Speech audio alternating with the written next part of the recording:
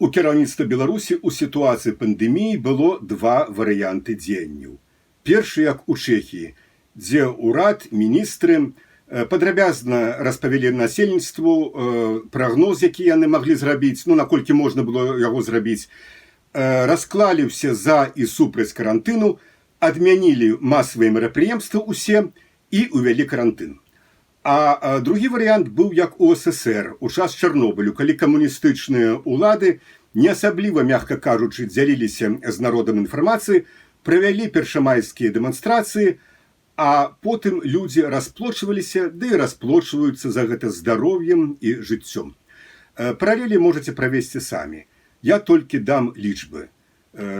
Сыходзім з таго, што насельніцтва Чэхіі і Беларусі па колькасці прыблізна аднолькавыя. Дык вось, за ўвесь час у Чэхіі захварэла 6786 чалавек, памерла 188, а прырост каранавірусу за дзень каля 100 чалавек.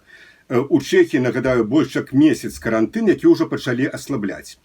У Беларусі агульная колькасць захварэлых на каранавірус 6264 на сёння.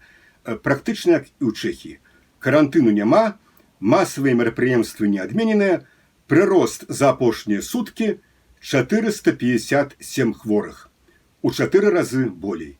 А наперадзе яшчэ суботнік і парад.